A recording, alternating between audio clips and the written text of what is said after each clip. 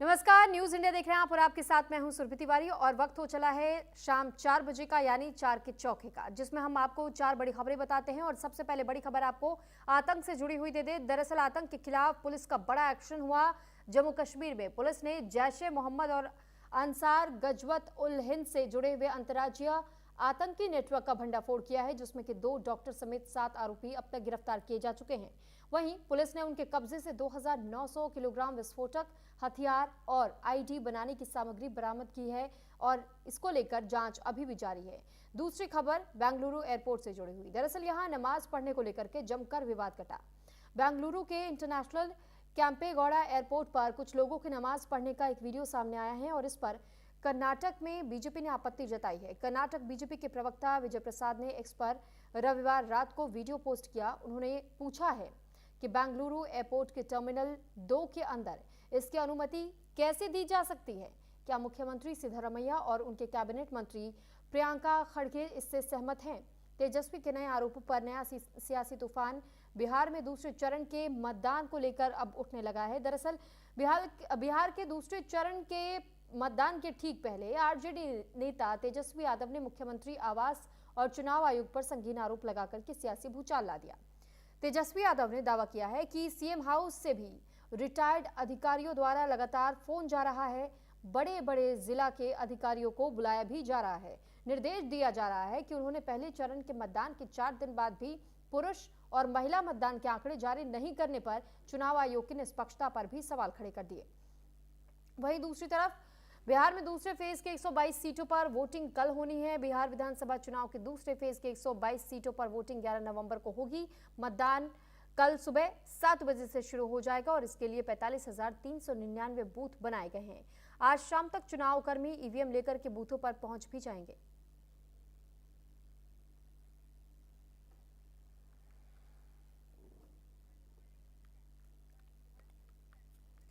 और अब चलिए आपको सबसे पहले बड़ी खबर बता देते हैं। जम्मू कश्मीर में आतंकी नेटवर्क पर बड़ा प्रहार हुआ। आतंक के खिलाफ पुलिस का बड़ा एक्शन देखने को मिला। पुलिस ने 2 डॉक्टर समेत 7 को फिलहाल गिरफ्तार कर लिया है। कब्जे से 2900 किलो विस्फोटक और हथियार बरामद किया गया। 2 राइफल, 2 पिस्टल भी बरामद किया गया है। जम्मू कश्मीर पुलिस ने पोस्ट कर ये जानकारी दी है।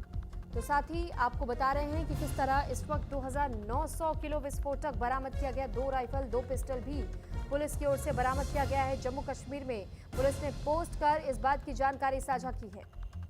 तो ये तस्वीरें जम्मू कश्मीर में जिस दौरान चेकिंग अभियान चलाया गया और लगातार जम्मू कश्मीर में कुछ दिनों से आप देख रहे हैं कि कैसे अलग अलग जगहों पर चेकिंग अभियान चलाए जा रहे हैं और अलग अलग ऑपरेशंस में आतंकियों को ढेर भी किया जा रहा है। तो पुलिस ने 2 डॉक्टर समेत 7 को फिलहाल गिरफ्तार किया गया है, क्योंकि इनके पास से लगभग 2900 किलो का विस्फोटक बरामद हुआ। इसके साथ विस्फोटक के साथ हथियार भी बरामद किए गए हैं।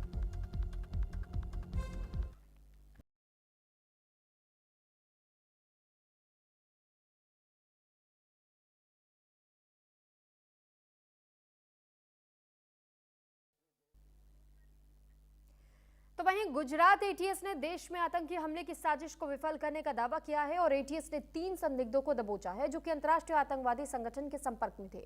एटीएस ने इन संदिग्धों की गिरफ्तारी 1 साल की निगरानी के बाद की है। एटीएस ने जिस आतंकियों को अरेस्ट किया है उनमें 2 पश्चिमी उत्तर प्रदेश के रहने वाले हैं। एक आतंकी हैदराबाद का रहने वाला बताया जा रहा है।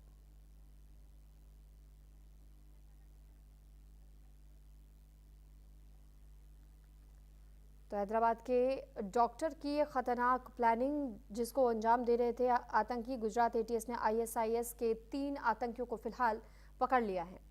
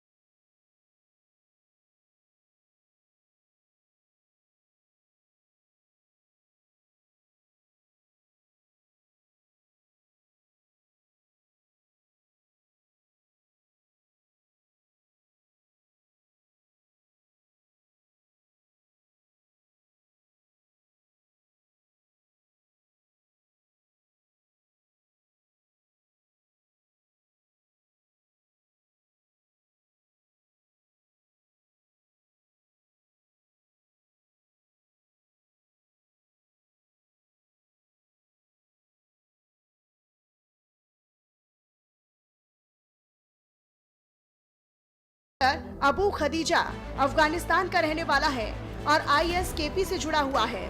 उसने हथियार गुजरात के कालोल के पास एक सुनसान जगह से उठाए थे। अहमद भारत में एक घातक जहर राइसिन तैयार कर रहा था। उसने इस जहर को बनाने के लिए उपकरण, रॉ मटेरियल और केमिकल प्रोसेस शुरू कर दिया था। खास बात यह है कि अहमद ने चीन से MBBS की पढ़ाई की है, यानी वो मेडिकल साइंस की जानकारी का इस्तेमाल आतंकी मकसद के लिए कर रहा था। अहमद की मोबाइल डाटा और संपर्क नंबरों की जांच से ATS को कुछ और सुराग मिले। टीम ने उत्तर प्रदेश के 2 और आरोपियों को पकड़ा है। दोनों आरोपियों को बनासकांठा से पकड़ा गया। पूछताछ में सामने आया कि दोनों ने अहमद को पिस्टल और कारतूसों से भरा एक बैग सौंपा था। जांच में खुलासा हुआ है कि इन्होंने दिल्ली, लखनऊ और अहमदाबाद के कई संवेदनशील जगहों पर रेकी की थी। आजाद सुलेमान शेख की उम्र 20 साल है। दर्जी का काम करता है, शामली का रहने वाला है। मोहम्मद सुहेल सलीम खान की उम्र 23 साल है। ये छात्र है, लखीमपुर खीरी का रहने वाला है।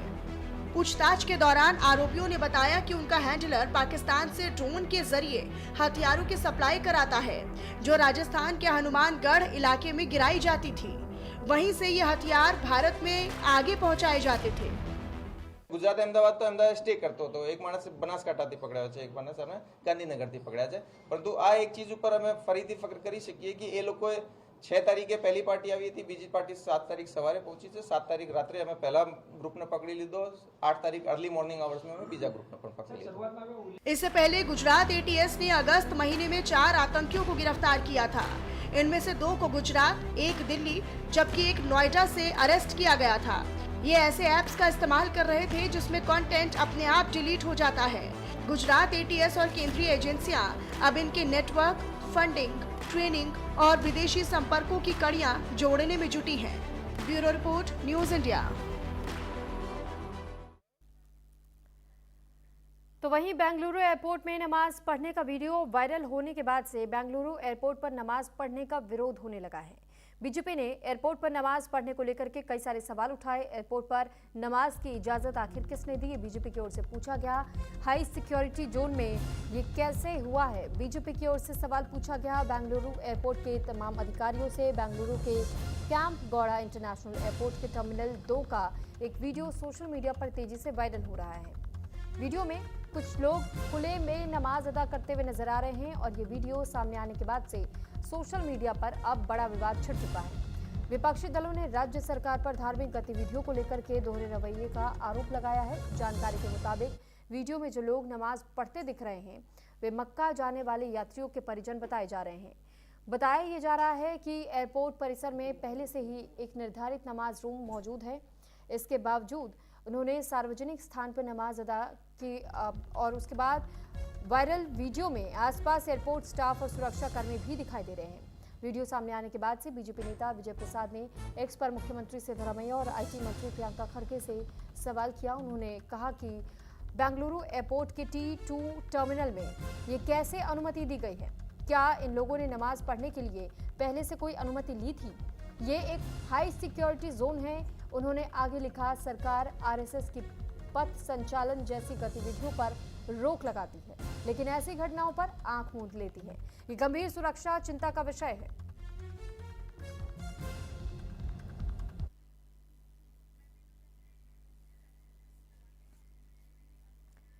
तो फिलहाल ये 2 अलग अलग तस्वीरें आप देख रहे हैं। पहली तस्वीर बेंगलुरु एयरपोर्ट की उस दौरान की है जिस वक्त कुछ लोगों की ओर से एयरपोर्ट पर ही नमाज अदा की गई और उसके बाद से विरोध की तस्वीरें आप दूसरी तरफ देख रहे हैं, जहां पर ये लगातार बीजेपी की ओर से सवाल पूछा जा रहा है और साथ ही साथ ये भी सवाल खड़े किए जा रहे हैं कि एयरपोर्ट अथॉरिटी की ओर से आखिर कैसे नमाज अदा करने की अनुमति दे दी गई, क्योंकि ये सबसे ज़्यादा हाई सिक्योरिटी जोन और ऐसे में अगर किसी को नमाज अदा करने की आप इजाज़त देते हैं तो फिर RSS का जब पथ संचालन होता है तो फिर उसके लिए आपत्ति क्यों जताई जाती है। लेकिन यहाँ सरकार आंखें मूंद रही है, तो इसको लेकर बीजेपी ने घेरा है और साथ ही साथ एयरपोर्ट अथॉरिटी से कई सारे तीखे सवाल पूछे गए हैं।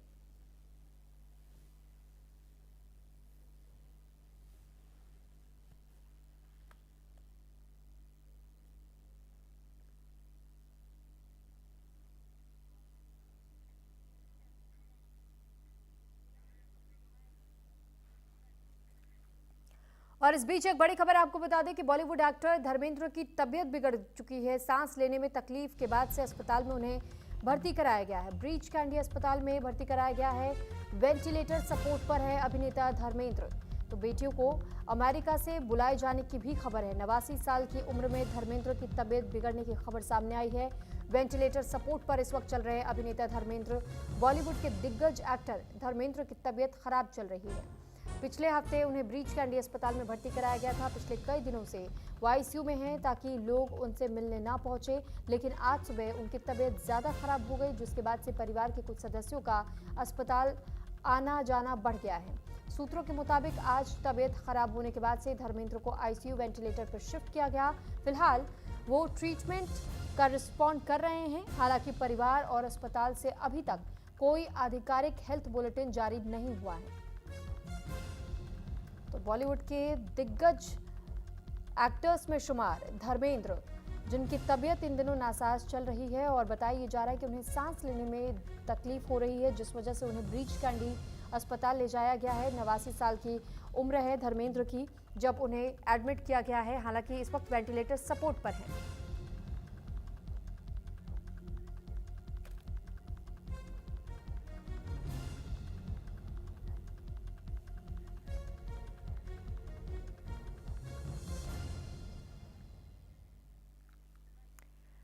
और अब खबरों में आगे बढ़ते हुए बिहार चुनाव से जुड़ी खबर की भी बात कर लेते हैं, क्योंकि तेजस्वी यादव की ओर से दूसरे चरण के मतदान के ठीक पहले एक प्रेस कॉन्फ्रेंस की गई। दूसरे चरण से पहले तेजस्वी यादव ने इस प्रेस कॉन्फ्रेंस में कई गंभीर सवाल उठाए हैं एनडीए और चुनाव आयोग पर। उन्होंने निशाना साधा है जमकर। बिहार के लोग बदलाव के मूड में हैं, तेजस्वी यादव ये कहते हुए सुने गए। उन्होंने ये भी कहा कि बिहार में पलायन चरम पर है। एनडीए ने 20 साल में कोई भी काम नहीं किया है। कई जगह सीसीटीवी बंद है। इसी जवाब दे तो मतदान का आंकड़ा आखिर क्यों छुपाया जा रहा है इलेक्शन कमीशन से, उन्होंने ये सवाल पूछा। उन्होंने ये कहा है कि 4 दिन बीत चुके हैं, लेकिन इसके बाद भी आंकड़े अभी तक चुनाव आयोग की ओर से सार्वजनिक नहीं किए जा सकते हैं कि आखिर कितने प्रतिशत महिलाओं की ओर से मतदान हुआ, कितने प्रतिशत पुरुषों ने मतदान किया। चरण का मतदान कब हुआ? 6 नवंबर को। आज हम बैठ के पीसी कर रहे हैं 10 नवंबर को। 4 दिन बाद भी आंकड़े जो है सार्वजनिक नहीं किए गए हैं कि पुरुष ने कितने मतदान किए और महिलाओं ने कितने मतदान किए। पहले के जमाने में तो उसी दिन उसी समय बता देता था मैनुअली। आजकल तो टेक्नोलॉजी का जमाना है। फिर भी ये आंकड़ा क्यों छुपाया जा रहा है, सबसे बड़ा मेरा प्रश्न है। 4 दिन हो गया। This is a joke. कितना टेक्नोलॉजी का जमाना है, एआई का जमाना है। ये बताओ, अमित शाह और मोदी जी के राज में इलेक्शन कमीशन ठप हो गया है। मतलब भाजपा जितना पाप करेगा सब पे पर्दा इलेक्शन कमीशन डालेगा। भाजपा पाप करता रहे, इलेक्शन कमीशन उसका पाप धोता रहे। इलेक्शन कमीशन टूल बन गया, लग रहा है मर गया है। पूरा बिहार जो है एक तरफा हो रखा है। बदलाव के लिए जो है मतदान कर रहे हैं लोग, चाहे बूढ़े हों, बुजुर्ग हों, माताएं बहनें, नौजवान युवा साथी, चाहे कोई जात के हों, कोई धर्म के हों, कोई वर्ग के हों, सब लोग जो है बदलाव के लिए वोट कर रहे हैं। और इस बार बिहार में परिवर्तन तय है। इसी खलबली में एक बड़े नेता जो कई दिनों से बिहार में जो है डेरा डाल के बैठे हैं, भारत के गृह मंत्री, लगातार जो है अधिकारियों को फ़ोन कराना, मिलना, निर्देश देना, ये सब वो काम कर रहे हैं। और आज शाम की हमको सूचना मिली है कि भाई मुख्यमंत्री आवास से भी जो है कई लोगों, कई अधिकारियों को जो है फ़ोन जा रहा है और कई जगह कहाँ क्या डिस्टर्ब करना है, अपने अपने रेंज में वो अधिकारी कौन बूथों पे डिस्टर्ब करना है, कौन बूथों पे नहीं करना है, इस तरह का निर्देश जो है जा रहा है। हम सभी अधिकारियों से कहेंगे कि भाई संविधान की शपथ आप लोगों ने ली है, न्यायपूर्ण आप लोग काम कीजिए। किसी के दबाव में आकर के किसी के कहने पे आकर के ये काम मत कीजिए, ये अन्याय मत कीजिए। और जितने अधिकारी हैं उन लोगों को, रेंज के अधिकारियों को बुलाना, निर्देश देना। अब बीजेपी के लोग अब इसी काम में लगे हुए हैं। सीएम हाउस अब पूरा कौन कौन अधिकारी क्या क्या कर रहा है तेजस्वी को सब पता है। और कई जानकारी जिन अधिकारियों को बुलाया गया है, फ़ोन पे निर्देश दिया गया है, वही अधिकारी हमको सूचना उनमें से ही लोग दे रहे हैं। इस तरह का काम किया जा रहा है। बीजेपी, उनके बड़े कद्दावर नेता, पूरा सीएम हाउस इसी मैनेजमेंट में लगा हुआ है। किन किन नेताओं को रात में उठाना है, विपक्षी दलों को, जो विपक्षी दल के जो नेता हैं, किन किन लोगों को रात में उठाओ, कौन सा बूथ कब डिस्टर्ब करना है, ये पूरा जो है उसी सिस्टम से ये लोग जो है काम कर रहे हैं। लेकिन मैं सभी अधिकारियों से कहूँगा कि न्याय कीजिएगा। अगर अन्याय कीजिएगा तो इस बार सब लोग मुस्तैद हैं। पूरी बिहार की जनता एक पांव पे खड़ी है। कहीं कोई गड़बड़ करेगा तो जनता मुंह तोड़ जवाब देने के लिए तैयार है। तो बिहार में कल दूसरे चरण का मतदान होना है। मतदान से पहले सीएम नीतीश के लगे हैं पोस्टर। 2025 से 2030 फिर से नीतीश। बिहार में विधानसभा चुनाव चल रहे हैं और ऐसे में अंतिम चरण की वोटिंग कल यानी 11 नवंबर को होनी है। इस बीच पटना में सीएम नीतीश कुमार के बोर्ड लगे हैं जिसमें प्रचार किया जा रहा है। चुनाव जीतकर फिर से नीतीश कुमार सत्ता में लौट रहे हैं और वो भी 2030 तक। राजधानी पटना के कोतवाली इलाके में ये जो बोर्ड लगे हैं उनमें साफ साफ लिखा है 25 से 30 फिर से नीतीश। 11 नवंबर को सभी 243 विधानसभा क्षेत्रों में 2 चरणों में मतदान पूरा होने के बाद से 14 नवंबर को घोषित किया जाएगा। और साथ ही नतीजों को लेकर के अभी से हालांकि पार्टियों की ओर से अपनी ओर से दावा जरूर किया जा रहा है कि सभी पार्टियां अपनी जीत को लेकर के आश्वस्त है और इसी को लेकर वो दावा भी कर रही हैं। लेकिन अभी भी दूसरे चरण का चुनाव होना बाकी है। लेकिन उससे पहले देखिए कि किस तरह एनडीए की ओर से बताया जा रहा है कि कई जगहों पर ऐसे पोस्टर्स बिहार में चस्पाए गए हैं जहां नीतीश को 25 से 30 तक बिहार में बताया गया है। तो बिहार विधानसभा चुनाव से जुड़ी एक बड़ी खबर आपको बता दें। दूसरे चरण के लिए कल मतदान होना है। 20 जिलों के 122 सीटों पर होगी वोटिंग। कल सुबह 7 बजे से डाले जाएंगे वोट। 12 मौजूदा मंत्रियों की किस्मत का फैसला होगा। गया, जी, कैमूर, रोहतास, औरंगाबाद में मतदान होना है। अरवल, जहानाबाद, नवादा, भागलपुर में मतदान। बांका, जमुई, सीतामढ़ी, शिवहर, मधुबनी में वोटिंग। कटिहार, किशनगंज, पूर्वी चंपारण, पश्चिमी चंपारण में वोटिंग। पहले चरण में कुल 65.8% मतदान होने हैं।